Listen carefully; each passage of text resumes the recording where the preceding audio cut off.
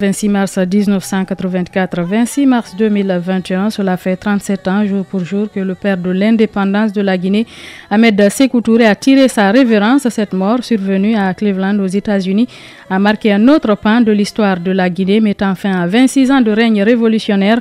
Depuis quelques années, la mémoire de l'homme est en train d'être oubliée ou du moins abandonnée par l'État guinéen. Reportage Mamoudou Babila Keita. Nous préférons la pauvreté dans la liberté à la richesse dans l'esclavage. C'est suite à un malaise après un meeting que le président révolutionnaire Ahmed Sékou Touré a été évacué le 25 mars tard la nuit vers Cleveland aux États-Unis pour des soins médicaux. L'intervention chirurgicale a duré 2h30. C'est au cours de cette intervention que Dieu le Tout-Puissant a rappelé à lui le grand révolutionnaire et sincère croyant que fut le président Ahmed Sékou Touré. Il était 20h23, temps universel, le lundi 26 mars 1984.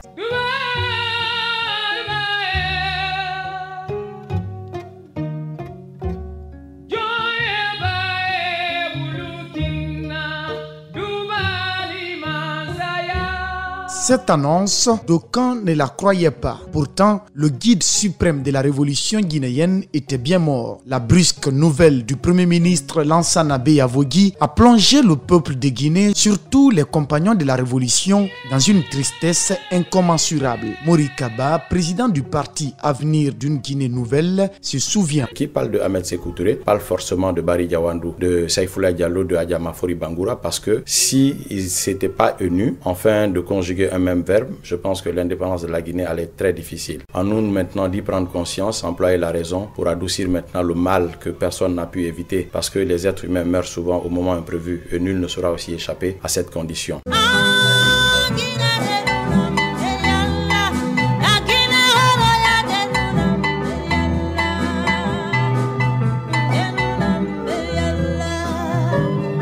C'est suite à une rupture d'anévrisme de l'aorte que le révolutionnaire panafricaniste Ahmed Sékou Touré s'est couché à jamais. 2 jours après, sa dépouille mortelle a regagné Conakry. Elle a été escortée par des gardes marocaines. Et pour honorer sa mémoire, 40 jours de deuil national a été décrété. Et c'est là justement que les hommages officiels en l'honneur de l'homme se sont arrêtés. Mori Kaba déplore cet état de fait. Je pense qu'il y a beaucoup de choses qui ont été faites pour essayer aussi de le traîner dans la boue. Son image va se réveiller au fil du temps. C'est un combat. Il faut essayer de restaurer l'image du pays dans son historicité. Les Guinéens doivent comprendre que cette nécessité aussi est là pour qu'on puisse mettre à côté les blessures des combats politiques pour ne s'attaquer qu'aux valeurs de vivre ensemble, qui sont l'expression des grands idéaux de la République.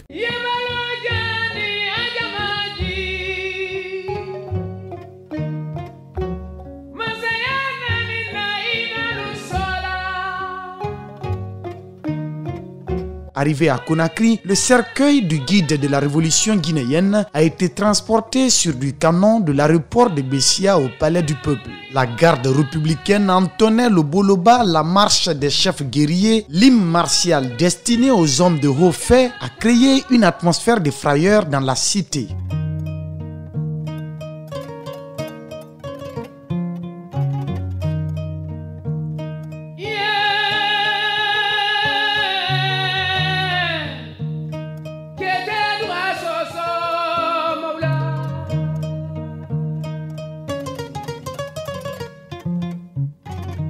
Après les cérémonies religieuses, le corps fut inhumé au mausolée des héros nationaux à Camayen. Depuis, l'homme est présenté à la fois comme un héros et un tyran. Sur ce fait, Mori Kaba affirme ceci. C'était un être humain comme tous les autres, il n'était pas parfait, il avait des hauts et des bas. Et tous les régimes qui se sont succédés au monde aussi ont des qualités positives comme les qualités aussi négatives. Cela est inhérent à la vie humaine. Donc je sais que ce qui est quand même clair, il a eu beaucoup de résultats.